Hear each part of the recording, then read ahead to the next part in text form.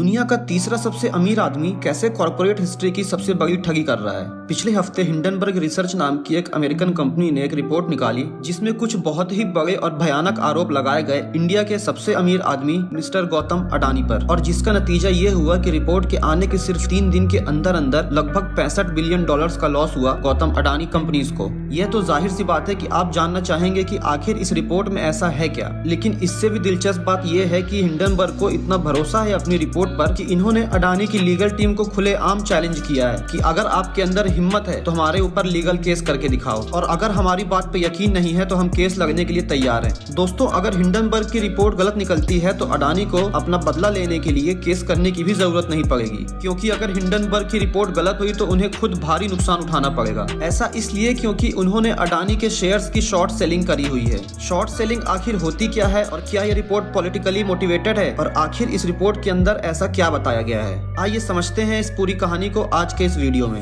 नमस्कार दोस्तों, the fact lab में आपका स्वागत है। दोस्तों, भारत में तो अडानी को लगभग हर कोई जानता है, लेकिन आप में से कुछ ही लोग होंगे जो हिंडनबर्ग रिसर्च को पहले से जानते होंगे। तो आइए इस कंपनी के बारे में थोड़ा जान लेते हैं। इस कंपनी की स्थापना की गई थी साल 2017 में नेथन एंडरसन के द्वारा। यह आदमी पेशे से चार्टर्ड फाइनेंशियल एनालिस्ट यानी CFA और चार्टर्ड अल्टरनेटिव इन्वेस्टमेंट एनालिस्ट है यानी CAIA। आप में से बहुत लोग यह प्रोफेशन के बारे में भी नहीं जानते होंगे, इसलिए आसान शब्दों में आप इन्हें फाइनेंशियल एनालिस्ट समझ लीजिए। हिंडनबर्ग रिसर्च कंपनी का काम है फाइनेंशियल रिसर्च करना। इस कंपनी का दावा है कि इनकी रिसर्च उस बारे में होती है जिसका पता लगाना आसान नहीं होता। हिंडनबर्ग रिसर्च एक फाइनेंशियल रिसर्च कंपनी होने के साथ साथ यह एक एक्टिविस्ट कंपनी भी है, यानी ये एक्टिविज्म करते हैं दुनिया की भलाई के लिए। इनका कहना है कि दुनिया भर में स्टॉक मार्केट के डिजास्टर न देखने को मिले, इसलिए ये यह काम करते हैं, लेकिन ये अपना एक्टिविज्म करते हैं शॉर्ट सेलिंग के जरिए। आइए अब शॉर्ट सेलिंग समझते हैं कि आखिर ये होता क्या है। दोस्तों, नॉर्मली आप किसी भी कंपनी के शेयर में पैसा लगाते हैं यह सोच के कि आज आप उसको खरीद लेंगे और कुछ दिनों के बाद जब वह शेयर ऊपर जाएगा तो आप उसको बेच के उसमें से मुनाफा कमाएंगे। लेकिन शॉर्ट सेलिंग में आप पैसा लगाते हो किसी कंपनी के शेयर पे कि उसका शेयर नीचे जाएगा और तब आप उसमें से मुनाफा बनाएंगे। जाहिर सी बात है कि आप किसी कंपनी के शेयर को तभी सेल करोगे जब आपको पता होगा या आपको पूरा भरोसा होगा कि इस कंपनी का शेयर नीचे जाने वाला है। चीजों को सिंपल रखने के लिए मैं शॉर्ट सेलिंग को डीपली एक्सप्लेन नहीं करूंगा, लेकिन ये तो आप समझ गए होंगे कि शॉर्ट सेलिंग करना भी पैसा कमाने का एक तरीका ही है, और इस चीज को हिंडनबर्ग कभी मना नहीं करता। हिंडनबर्ग रिसर्च का कहना है कि हम पहले किसी कंपनी के बारे में रिसर्च करेंगे, फिर उस कंपनी में होने वाले फ्रॉड को हम दुनिया के सामने रखेंगे और उसके बाद हम उस कंपनी में अपना पैसा लगाएंगे। हम ऐसा दाव लगाएंगे कि इस कंपनी का शेयर नीचे गिरेगा। बड़े ही कमाल का और खतरनाक बिजनेस मॉडल है ये।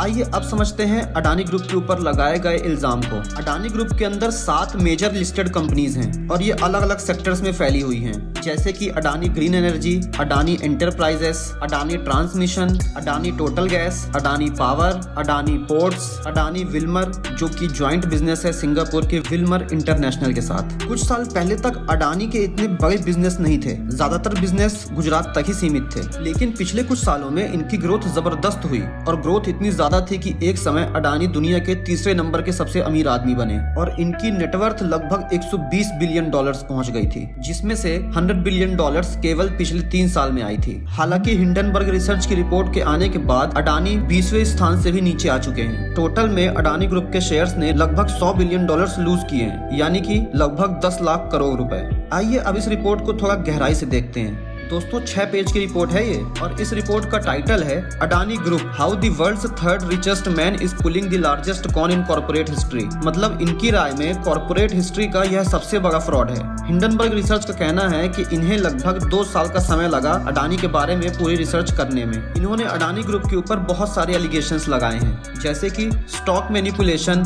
Accounting fraud, corruption, money laundering, theft of tax payers fund, offshore shell companies. इनका यह भी कहना है कि अडानी ग्रुप की कंपनीज गवर्नमेंट के 4 बड़े बड़े फ्रॉड इन्वेस्टिगेशंस में भी शामिल रही हैं। रिपोर्ट में बताया गया है गौतम अडानी के छोटे भाई राजेश अडानी के बारे में। इसमें कहा गया है कि साल 2004 और 5 में डायरेक्टरेट ऑफ रेवेन्यू इंटेलिजेंस ने इन्हें एक्यूज किया था। एलिजिडली यह 2 बार अरेस्ट भी किए जा चुके हैं फ्रॉडरी और टैक्स फ्रॉड के लिए, और बाद में इन्हें as a managing director promote कर दिया गया अडानी ग्रुप का। अगला आरोप लगा है गौतम अडानी के brother in law Sameer Vora पर। इनके बारे में कहा गया है कि यह डायमंड स्कैम के रिंग लीडर थे। थे और इन्हें बाद में एग्जीक्यूटिव डायरेक्टर के पद पे प्रमोट कर दिया गया अडानी के ऑस्ट्रेलिया डिवीजन पर। फिर अगला आरोप लगा है गौतम अडानी के बड़े भाई विनोद अडानी पर। इन पर आरोप लगा है कि इन्होंने अलग अलग देश में जाके शेल कंपनीज बनाई और उसके द्वारा मनी लॉन्ड्रिंग की।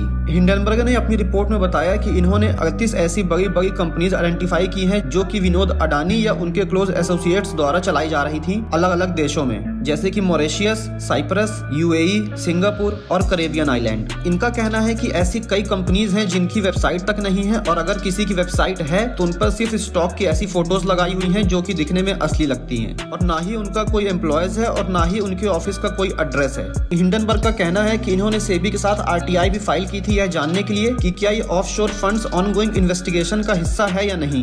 ये कहते हैं कि एक साइप्रस बेस्ड कंपनी है न्यू लेना इन्वेस्टमेंट्स, जिनका अडानी ग्रीन एनर्जी की कंपनी में लगभग 95% शेयर में हिस्सा था, यानी लगभग $420 मिलियन इन्होंने अडानी ग्रीन एनर्जी के शेयर्स में इन्वेस्ट किए थे और इस कंपनी को ऑपरेट किया जा रहा था एमी कॉर्प सर्विसेज फर्म द्वारा। और अपेरेंटली एमी कॉर्प ने एक बहुत ही बड़ा रोल निभाया था 1MDB इंटरनेशनल फ्रॉड स्कैंडल पे, जिसमें मलेशियन टैक्स पेयर्स के लगभग $4.5 बिलियन चुराए गए थे।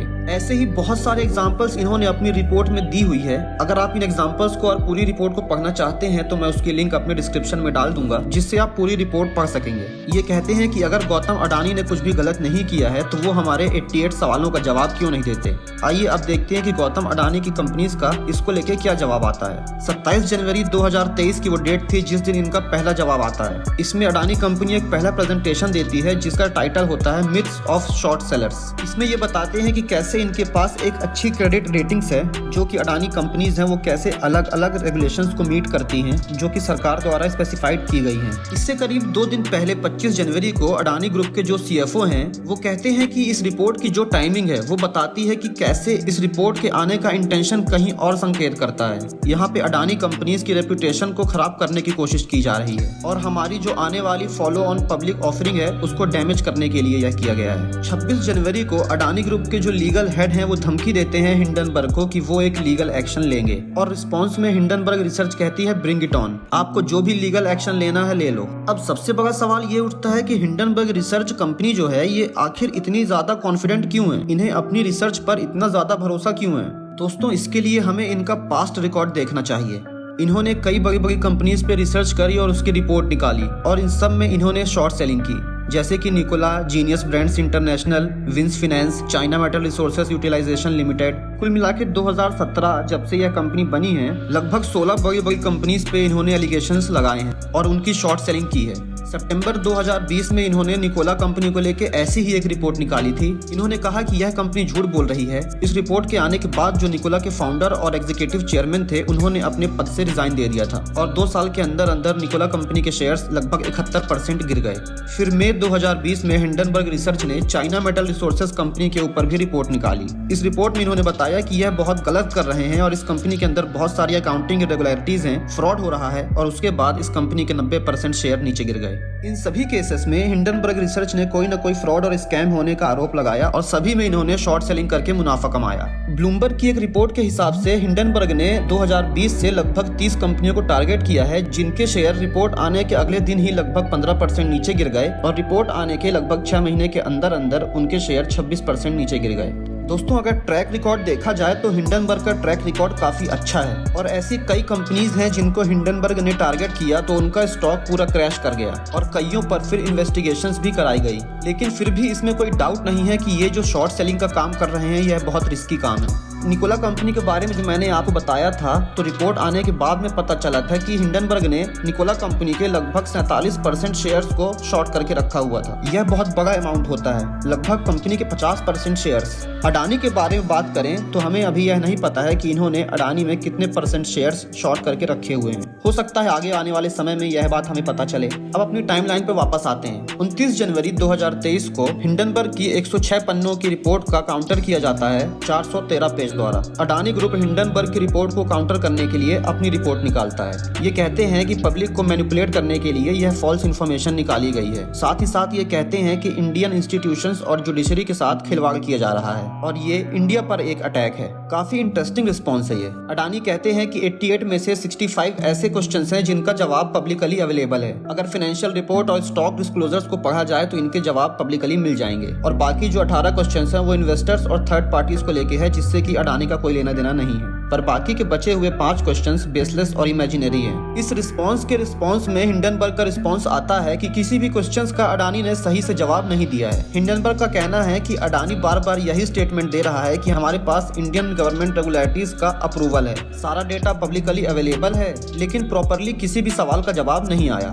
देश को लेकर की गई बात पे हिंडनबर्ग का कहना है कि यह नेशनलिज्म को लाके एक बहाना दे रहे हैं और हमारे सवालों से छुपने की कोशिश की जा रही है देश को सामने लाके। हिंडनबर्ग का कहना है कि हम बिलीव करते हैं कि इंडिया एक वाइब्रेंट डेमोक्रेसी है और फ्यूचर के लिए एक इमर्जिंग सुपर पावर है। और हिंडनबर्ग का यह भी कहना है कि हम मानते हैं कि अडानी ग्रुप भारत के भविष्य के साथ खिलवाड़ कर रहा है। उनका यह कहना है कि हम भारत के ऊपर कोई सवाल नहीं उठा रहे हैं। उनके शब्दों में कहा जाए तो उनका सोल टारगेट सिर्फ और सिर्फ अडानी ग्रुप है और 60 साल के मिस्टर गौतम अडानी। हिंडनबर्ग अपनी रिपोर्ट को लेकर इतना ज्यादा कॉन्फिडेंट है कि इन्होंने अपनी रिपोर्ट के चौथे पॉइंट में बताया है कि हमारी रिपोर्ट में लगाए हुए इल्जाम को अगर छोड़ दो तो अडानी की सिर्फ 7 लिस्टेड कंपनीज ऐसी हैं जो कि 85% ओवर वैल्यूड हैं। दोस्तों, यह सब रिपोर्ट्स देख के लग रहा है कि आगे आने वाले समय में अडानी ग्रुप की मुश्किलें काफी बढ़ने वाली हैं। दोस्तों, मैं आपको 3 बड़े अपडेट भी देना चाहता हूं। नंबर 1, फोर्ब्स ने अडानी को एक्यूज किया है कि इन्होंने अपने ही कंपनी के शेयर्स खरीदे हैं अपनी शेयर की प्राइस बढ़ाने के लिए। नंबर 2, क्रेडिट स्विस नाम का बहुत ही बड़ा इन्वेस्टमेंट बैंक है स्विट्जरलैंड का।